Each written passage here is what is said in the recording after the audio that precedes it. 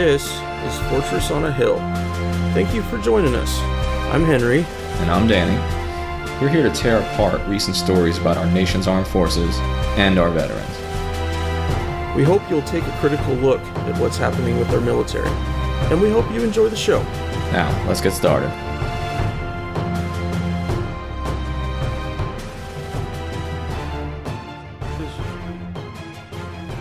So, alright guys, hey, the first issue I want to talk about goes back to a conversation we had a few weeks back on the pod about war movies. And we had talked to Tom Englehart of Tom Dispatch about what movies he thought were most realistic or were most profound artistically about America's contemporary wars. And I've been a critic of most of the movies about the War on Terror, or what we used to call the War on Terror. And this week I watched 12 Strong. Oh, and Lord. I hadn't seen it yet, but my son really likes action movies, and he's been with me the last several nights. So we were watching some Netflix, and so we ordered 12 Strong, and I watched it. And of course, 12 Strong is about the first ODA, or Special Forces A team, that landed in Afghanistan in October of 2001, and then worked with Afghan warlords in the Northern Alliance in order to seize the city in northern Afghanistan of Mazar al-Sharif, which is still contested by the Taliban nearly 18 years later. The thing about 12 Strong that got me is, and by the way, it's well acted, and it's got really good special effects. If you're looking for an action movie with almost no depth, it's perfect. And I think most Americans are looking for exactly that, an action movie with no depth. But this is not a complex movie. It's another movie that essentially tells the same story, and it goes something like this. Soldiers who fight next to each other are brothers in arms who will do anything for one another, absent any political context. And that's admirable on some level, because it's true on some level. But where is the director or the screenwriter who's going to add the complexity of a Platoon from 1986 or a Deer Hunter from 1978 that took critical looks at the Vietnam War and did more than just tell an exciting story? I haven't found that movie yet, because just about every movie that's been made about the War on Terror has been platitude after platitude. There is no broader anti-war message. There's no broader message about what we're doing in Afghanistan. It's just a heroic portrayal, a 12-man Special Forces team doing their job. And I'm not saying there's no room in the cultural space for that, but I'm just wondering when that other movie is going to come out. But there are a few problems with this movie, and one of them stands out. The movie depicts the way the captain of an ODA team, a Special Forces team, links up with an Afghan warlord in the Northern Alliance named General Dostum. Now, General Dostum is an Uzbek from the north of Afghanistan, who eventually, in 2014, became the vice president of Afghanistan. Just to give you a little idea of the complexity of our Afghan war. Now, the movie portrays him as a hero, as a rugged Afghan individualist who holds his men together through the force of his own courage. And some of that's probably true. You know what the movie doesn't mention at all? That General Dostum was and is a warlord and a war criminal, responsible for the torture and, in some cases, execution of hundreds, if not thousands, of surrendered prisoners. There is no mention of that. There is no mention of the fact that before the movie takes place, he was a war criminal, and after the movie takes place, he becomes even more of a war criminal as he literally suffocates Taliban prisoners in the bottom of a jail, and then also in shipping containers, which is well documented by the International Criminal Court. Now, there were a couple of good parts of the movie. The wife of the warrant officer who pulls his retirement paperwork in order to deploy to Afghanistan, she refuses to talk to him, and she never apologizes, and she's genuinely angry with him, which I found realistic, because wives aren't always patriotic in the way we want them to be. Sometimes they're just angry, and they're allowed to be. And there was one small line at the end of the movie that gave at least a hint to the fact that Afghanistan might be a complex endeavor. General Dostum, the warlord and international criminal says to the young captain of the Special Forces A team, he says, "If you leave, we will consider you cowards, and if you stay, we will consider you the enemy." And he's talking about the Americans more generally. And this is sort of after the climactic scenes and courage of the movie. And he essentially says, "If you leave, we'll think you were cowards for leaving, but if you stay, we'll consider you occupiers and we'll attack you." And it was really the only intelligent line of the movie. And I think most Americans who watch it wouldn't even notice. But I was desperately hoping for something intelligent and complex. That was the closest thing I got. So now, America enters the 18th year of this war, coming in October. And we've yet to make a single critical film about the war in Afghanistan, which is the longest war in American history. And I will tell you, that disturbs me. And we've talked about this before on the pod. It absolutely disturbs me that there hasn't been a single artistic portrayal of the war in Iraq or the war in Afghanistan. Because most Americans just do not care. They don't care. They're not interested in these wars. There was a brilliant photo in the Pentagon was giving a briefing on the war in Afghanistan a couple weeks back. And there's a general at the podium who's going to tell them about the new strategy and how great it's going. Of course, it's not. And there's 4 journalists in the room and about 50 empty seats. Now, if Stormy Daniels' lawyer was giving a press conference, you can bet your ass those seats would have been full of asses.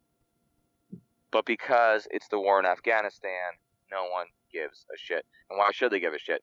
And our culture reflects that. And 12 Strong, which was an exciting movie, well acted, great special effects, is another example of the apathy of the American people. And the apathy of the American intellectual and cultural community.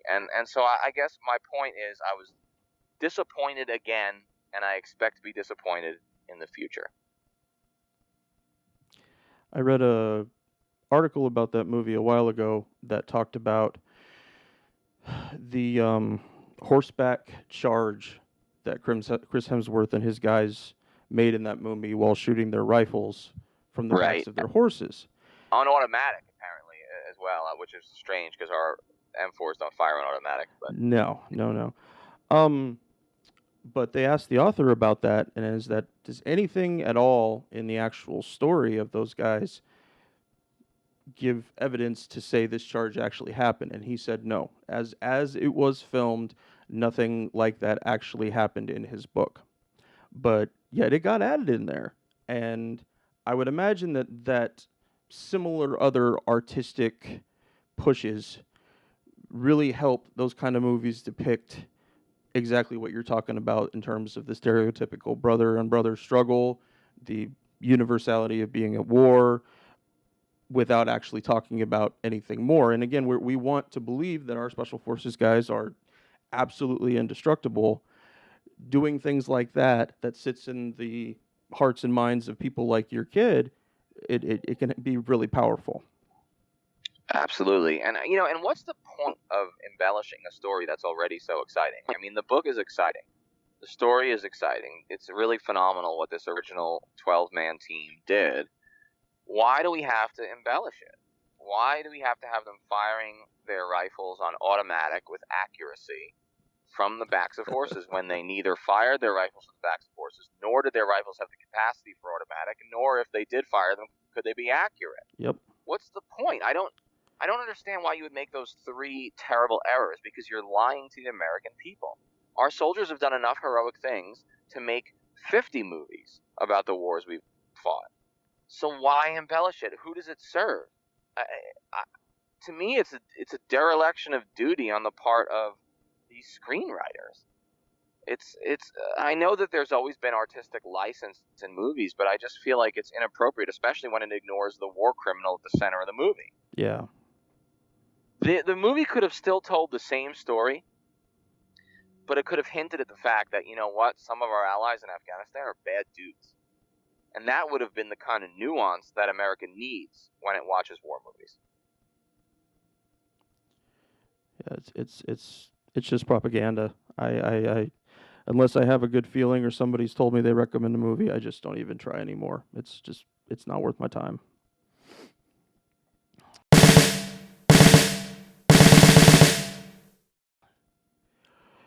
So, my only headline for today is some stuff about military recruiting. Um, a little bit of a lead in into that, some recent immigrant recruit news.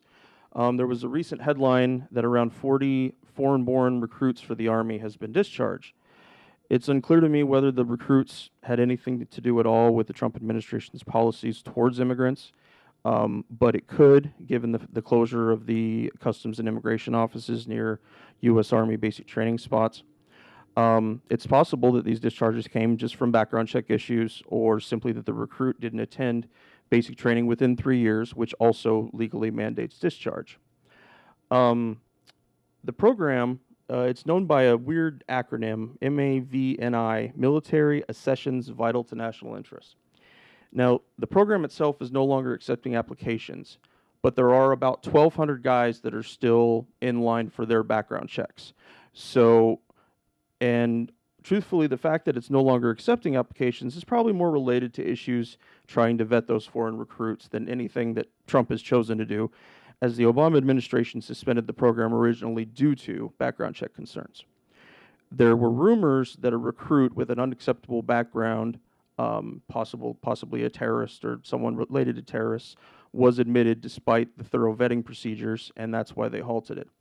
But even in the absence of that program, all the other branches have continued recruiting foreign-born troops. The Marine Corps currently has a pool of 800 of them who they're guys that already have their green cards, and they're just waiting for the background check stuff to do, and the Air Force and Coast Guard also do that. I mentioned all that. It's not too pertinent in what I'm going to talk about today, but I wanted to make sure you guys heard about it because there's been a lot of information about whether or not those recruits are actually part of the Trump administration's animosity towards immigrants. So, U.S. military recruiting. I found an interesting study from the American Journal of Public Health, which asked the question, should we end military recruiting in high schools as a matter of child protection and public safety? The study uses an analysis of the Garfield School PTA in Seattle, the Garfield District in Seattle, fighting against recruiters' presence in their children's schools. First, a little background. When No Child Left Behind was signed by President Bush in the beginning of 2002, it mandated that military recruiters have free access to public schools. It required recruiters to have access to student contact information by request. The new military recruitment requirements are required for kids to receive federal funds.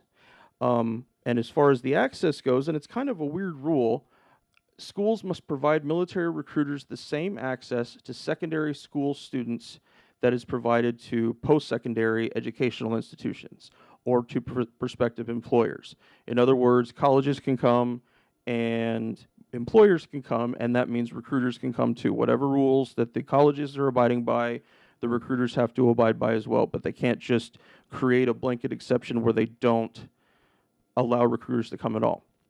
The only exemption to that specifically in the law is if you're attending a private high school with a religious exemption. So assuming that's not you, the military has a right to your student's name, address, and phone number. I remember as a teenager getting random phone calls from recruiters of all the branches long before I ever visited a recruiter's office. Now, parents could object and withhold their students' information upon request, asking that the information is not released without prior authorization, but they can't simply say recruiters can't get their info. Now, whether this bears out at most schools is really debatable. I assume it has to do more with how friendly the area where the school sits is to the military. If there are any parents listening, I would love to hear any experiences you've had with recruiters and whether or not you were actually informed that you could opt out of providing your kids' info. Now, in the world of free access for recruiters, they must be given access hold on, I jumped back there a little bit. For example, some schools allow extensive access, permitting recruiters to set up information tables, visit classrooms, and freely approach students anywhere on campus. That was my high school. They were there all the time. Other schools permit a lesser degree of access, and some even further restrict access by forbidding information tables, requiring appointments before recruiters can meet students, and otherwise limiting access to campus. Despite these variations in school policy, schools are allowed to place as many or as few as they wish on military recruiters as long as recruiters are treated the same way that other post-secondary recruiters are treated. Again, for any parents listening, I'd like to know, how often do you see recruiters at your kid's school, and do you see them in other places? Ask your school, can the recruiters show up unannounced? Are they given preferential treatment compared to other recruiters? Now, let's talk a little bit about what the study mentioned in terms of risks to kids.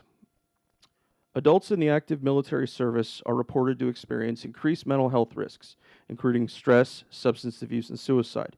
And the youngest soldiers consistently show the worst health effects, suggesting military service is associated with disproportionately poor health in this population. It's also important to note that the United Nations Conventions on the Rights of the Child, which have specific child soldier provisions in it, is a treaty that we have never ratified. You know who we share that unfortunate connection with? Somalia. Let me guess. I was going to say Israel. But those are not the only objections. Persons who have not attained the age of 18 years are not compulsorily recruited into the armed forces. Essentially, they're asking us to end selective service completely, because the idea of that, it completely goes against any notion of trying to protect children from our warmongering ways. Now, I wanted to mention a little bit about the disadvantages a student, let alone their parents, have in dealing with recruiters for the military. Remember, they start as young as age 14, and I know that they can be a considerable amount younger to join the delayed enlistment program, which is you're not yet joined the military, but you have found a slot. You have an MOS slot and a ship date, but you actually haven't signed your contract yet. Although adults in the active military service, hold on. There it is, okay. A study of mental disorders in the U.S. military found the highest rates of all disorders, including alcohol abuse, anxiety syndromes, depression, and post-traumatic stress disorder among the youngest cohort.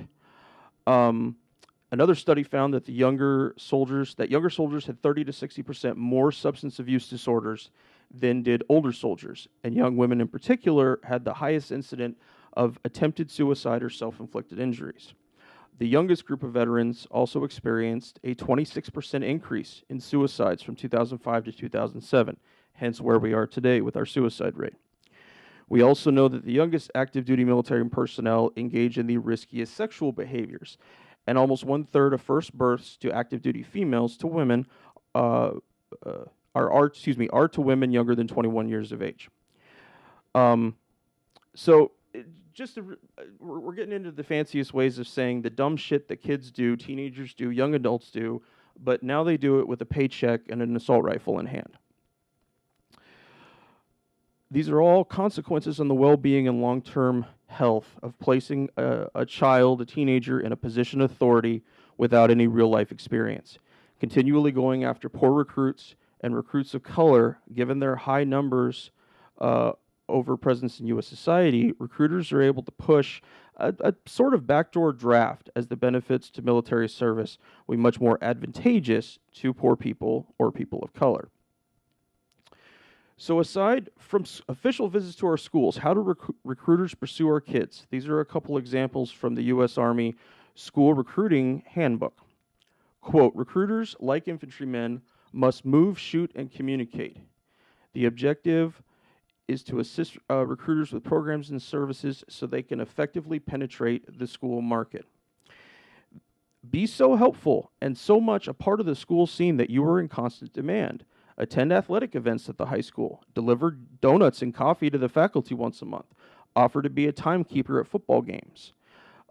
Dress up and wear your dress blues on Martin Luther King Jr.'s Day and participate in school events commemorating the holiday.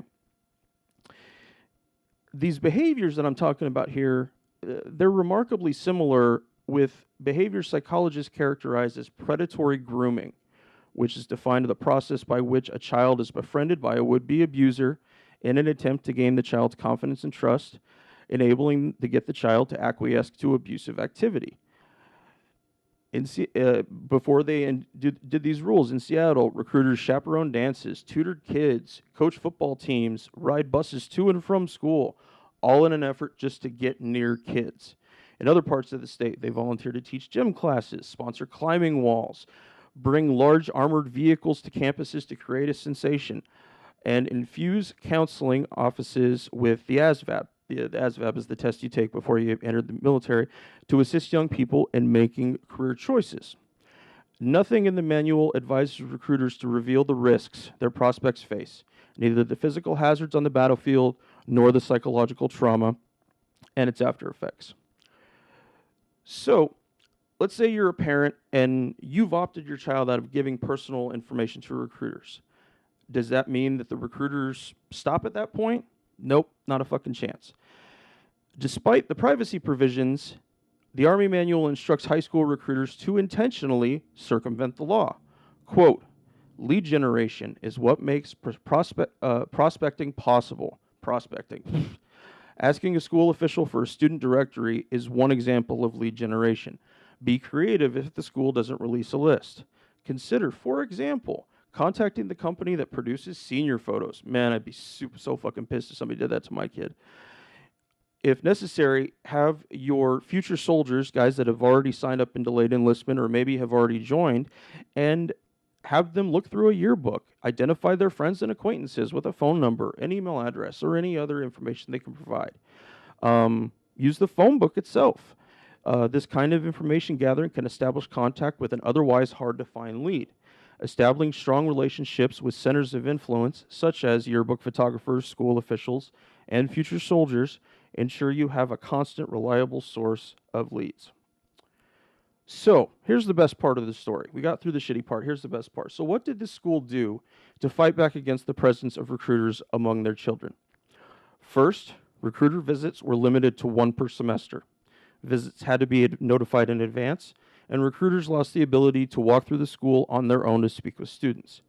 The school district also invited counter-recruiters who were on site to provide information on the enlistment contract, the realities of military life, and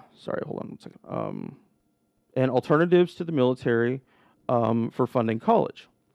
Ultimately, their efforts were restricted only to the Seattle school districts. It did expand to the entire city, but it didn't make it any further than that. They found that many school districts didn't inform parents of their privacy rights, subjecting some students to aggressive military recruiting at home as well as at school. So here's my bottom line. I know that was a lot to digest. Take recruiters seriously. It's not that the recruiters are so good at their job. It's that our kids have no experience. It's that what they hear sounds good to them, and the blanks that the recruiter leaves in those slots allows their lies and things to get through. Don't count on your student being able to see through the bullshit on their own, and ask them directly if they've been spoken with or called by recruiters. Meet with your kids' teachers and the administrators and ask them a shit ton of questions about recruiter access and if the school is doing anything to promote that access. Find out when the recruiters will be at the school and talk with them directly. I wouldn't advocate starting a fight with a infantryman recruiter on any means, but politely let them know that you're paying attention to their activities and how you feel about it. Chat with other parents about their experiences. And do remember that recruiter activity varies greatly from area to area. My little recruiting office in the Dalles, my hometown, and granted it was the biggest town in my county, the town being 12,000 people, but it had two recruiters. One worked the little town, and then one worked the surrounding much smaller towns. I've also been to ones here in the Portland area in Gresham where there are literally 15 guys in one office in their Class B uniform foaming at the mouth for somebody to walk in the door. So you're not always going to see the same makeup of recruiters in different areas. And the very last thing, and this is, I think, is the most important, if your child is unrelenting in their goal to join the military, which is exactly where I was as a young man, remember that they still need your support. They need you to be there, and they may have their own reckoning later on in life. That doesn't mean that they don't, when they come to it later, they still need your support. Also, just so you know, delayed enlistment contracts can be voided. If your kid is in a delayed enlistment and they don't want to join the military, they change their mind, they have not actually joined yet. They have a slot. And recruiters will try to talk you out of it, but they have to let the kid out of it because it's not an actual go to basic training contract. So, what do you think about that, Danny? I was in the same position as you. I was an unrelenting advocate for my own enlistment and then eventually my own slot at West Point. No one could have talked me out of it. You're right that these kids still need their parents' support. And this is a public policy issue that you're talking about. This is not just a family issue. The military sort of holds an incredibly interesting space in our society right now where they're on such a pedestal that no one wants to question them. And no one wants to hold them accountable for really anything. But the reality is that what they're peddling, okay, is a career choice. And in some ways, a really excellent career choice with a lot of great benefits. But it's also an extremely dangerous career choice, not just physically, but emotionally. And so, like every other dangerous aspect of our society, the military should be regulated the same way that cigarettes are regulated and alcohol and high trans fat foods. I mean, there are many risks to the health of your child, and the military is just one of them. This is not to say the military is evil, nor to say that the military is not a viable opportunity. It's to say the military is a risk with significant health indicators, negative health indicators, and has to be taken into account. And we cannot treat recruiters so special that they become gym teachers or chaperones on buses, because that puts them on a pedestal that encourages people to join without perhaps taking into account positives and the negatives and the check sheet of ways and means and risk and reward. So I'm with you on this. I think this is an important story that you brought up. We don't talk about it a lot. Recruiting is a nasty business. It's a kind of a slimy business. If you ever listen to a recruiter talk, it's a sales pitch, and I suppose that's true of any recruiter in any industry, but it's particularly true in the military because it is very difficult to convince kids to join, especially in a time of war. We've been at war for nearly 18 years now, and so convincing kids to enlist in a time of war is a difficult job, and I don't envy the job of the recruiter because it's a very difficult one. How do you convince kids to earn $20,000 a year while maybe dying for a war that no one cares about? That's a tough question. I mean, that's not an easy sell. But you're right that there is a backdoor draft, and the backdoor draft is economic. Who is in the military? But more importantly, who is not in the military? I will tell you who's not in the military. The sons of doctors, the sons of lawyers, they are not in the military, by and large. There are exceptions, but the upper class of professional Americans earning six figures a year are not sending their children to the military. Congressmen, by and large, are not sending their children to the military, nor are senators, nor are major public officials. And so this is a hard sell. How do we get kids to want to be in the military, but also maintain strict controls on the recruiters, because they are peddling a dangerous job, just like cigarette companies are peddling a dangerous habit. And so I don't see why there shouldn't be regulation on this. And that's not a knock at the military. It's just a basic public health concern. No, it needs to be seen in that light. And I had never heard about any of these things before I started actually doing the research. I didn't know that the changes that the Bush administration made so that recruiters had that easy access when I joined and when you joined.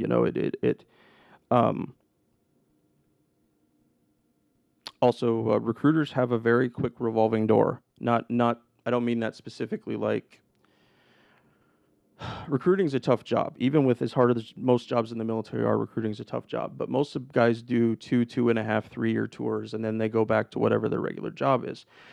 And that means that there's always a changing group of faces at your local recruiter's office. And so if you did have an issue or wanted to confront someone, chances are good that by the time you had the information, that recruiter has moved on to a different part of their career. So establishing trust with any of them over a longer period of time, especially with maybe teachers, that okay, I have a recruiter here and he is honest. It just doesn't happen with the timeline of their tours. Yeah, as soon as you get close to one recruiter, he's leaving and a new guy's coming. Yep. And in a lot of ways, that's the nature of all military jobs. But it's particularly nefarious in the case of the recruiter, because the recruiter is a member of the community, for better or for worse. Yeah. And we have to take that into account.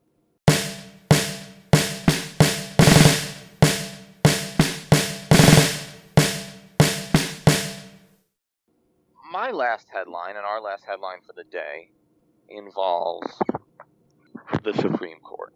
Oh, the Supreme Court. So normally we talk about veterans issues almost exclusively here on the pod. Military, foreign policy, veterans. But I want to talk about the Supreme Court just for a few minutes. Justice Anthony Kennedy, who had been the swing vote on the Supreme Court, half the time he voted with the conservative constructionists and half the time he voted with the liberals. He was well known as a swing vote and as a voice of reason sometimes in otherwise difficult circumstances. In a very partisan court, he was known as a swing vote. He will be replaced by someone that Donald Trump chooses. It sounds like it might be a man named Mr. Kavanaugh. What we can be sure of is that whoever Donald Trump chooses will be as conservative as the most conservative justice on the court. And that puts certain major issues at risk. The court, since at least the time of Ronald Reagan, has been a 5-4 court, where 5 justices were generally conservative and 4 justices were generally liberal. But the good part was the swing justice on the conservative side sometimes decided to side with the liberals on key issues. So there was a swing vote. This will be the first time since the 1970s that the court could likely have an ironclad 5-4 conservative majority. Now, this isn't just about politics, but I want to remind the listeners what issues are at stake here. What potential issues are at stake if the court becomes 5-4 in the favor of a very, very conservative bench of Republicans. Roe versus Wade, pro-choice protection rights to ensure that women have access to abortions. That could very well be overturned in the next year. Gay rights. In the last court, gay marriage became legal. Gays in the military became legal. Our society shifted in a direction of more progressive views towards homosexuality. That could be changed as well. But some of this is foreign policy related. What about domestic surveillance? What's going to happen if we have a conservative court that's willing to allow the government unlimited rights of domestic surveillance? As we found, the government has had almost unlimited rights of domestic surveillance even without our permission. Yeah. The court may put that into law. How about Gitmo? Do you think that a 5-4 conservative court is going to look kindly on any efforts to close Guantanamo Bay? Unlikely, especially with a president named Trump in the Oval Office. What about LGBTQ rights in the military? Really, in the last administration, the Obama administration, was the first time that Don't Ask, Don't Tell was overturned and gays could openly serve in the military, in fact, including transgenders. How will the court look upon this? And finally, what about drone assassinations? Not only of foreign citizens, but what about of American citizens? Like Anwar al-Awlaki and his son and his daughter, all 3 of whom were killed by American drones or American Special Forces raids, and they were American citizens, born in the United States of America. Now, Obama was responsible for that execution, but the court never really took a hard look at it. Now, if the court were to look at it now, we know which way they'll go. They'll say, unlimited power to the president, unlimited power of assassination. The reason I bring up all these issues is to say, one could argue that the most influential thing that President Donald Trump will do in his 4 or 8 years in office is appoint Supreme Court justices. They serve for life or until they retire. The people Donald Trump looked at, including his presumptive nominee, are young. they could conceivably serve on the court for 30 to 40 years. We are facing a generational problem with the Supreme Court that is unlike anything that happens in Congress. In the House of Representatives, if you don't like the House, 2 years later, everyone changes seats. If you don't like the Senate, 6 years later, everyone changes seats. But in the Supreme Court, you don't get to elect that guy, do you? The president appoints him for life. That's why elections matter. Now, I'm never going to convince the guy wearing the Trump that bitch shirt about Hillary Clinton. That guy at the rally is never going to come to my side. That's not who I'm talking to. He's lost. He's lost forever. But my friends who think politics doesn't matter, fuck it, why even care about politics? Why even vote? Those are the people I'm trying to reach. And the reason I'm trying to reach them is because voting for president is perhaps the most influential thing you will do every 4 years. Because that president has the potential and the ability constitutionally to put someone in charge who could change the reproductive rights of women and could change the marriage rights of homosexuals for a generation. A generation. And it's not just domestic policy, guys. It's foreign policy. The court needs to take a hard look at Gitmo.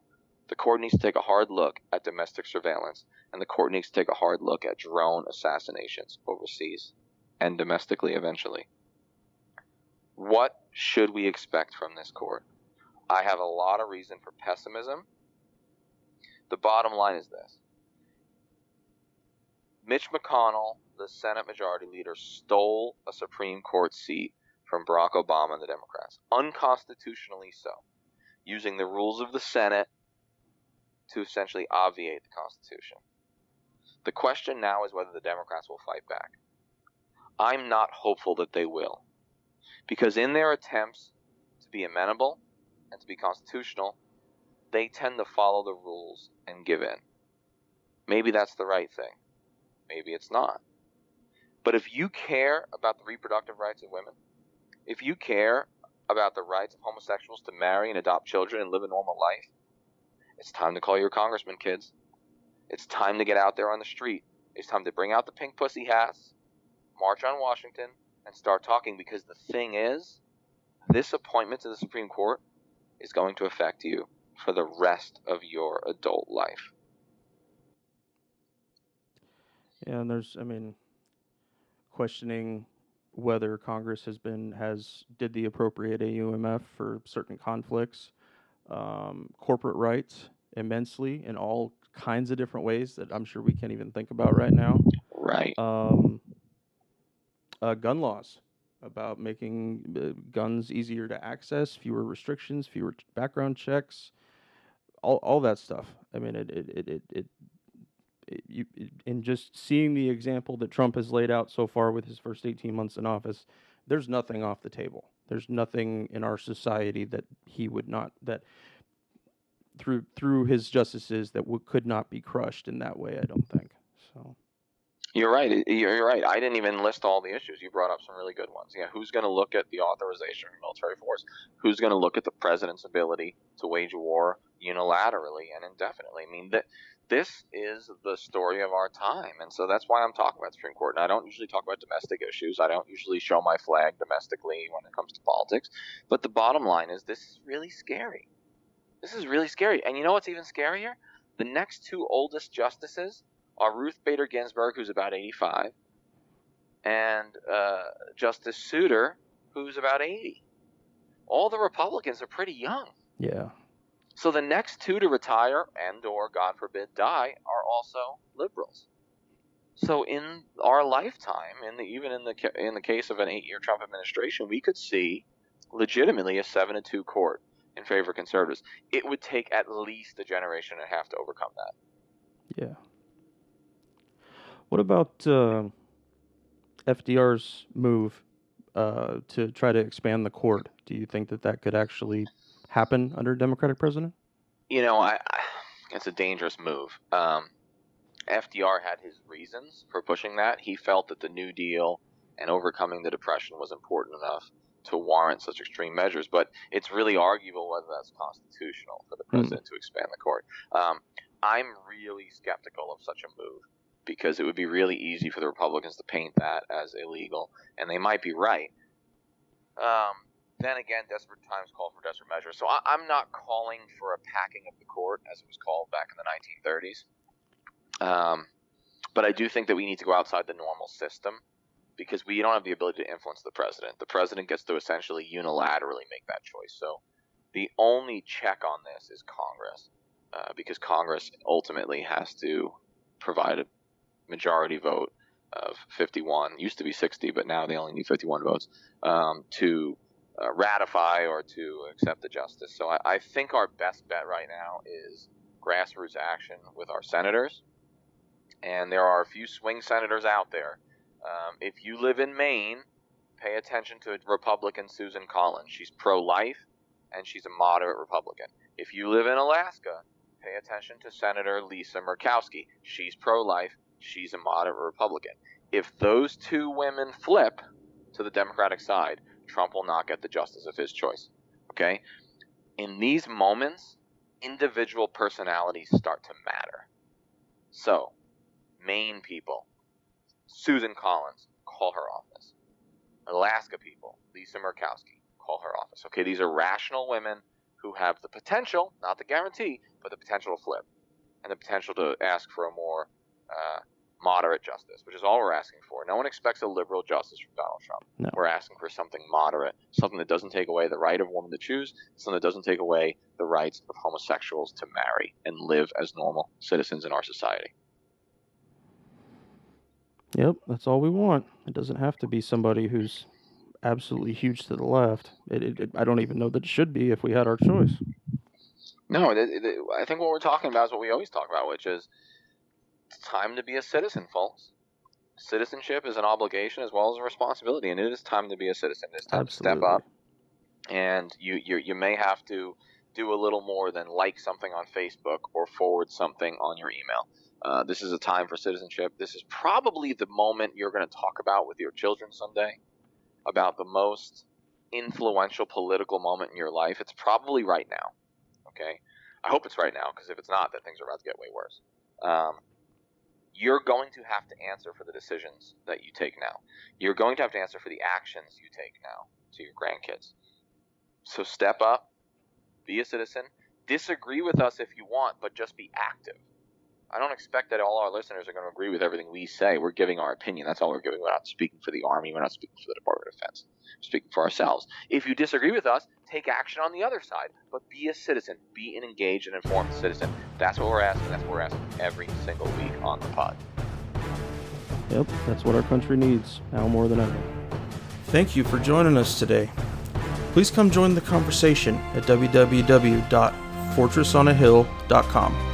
You can also find us on Twitter at Fortress on a Hill or on Facebook at www.facebook.com/Fortress on a Hill. We want to hear from our listeners about the topics and issues pertinent to America's military and veteran communities.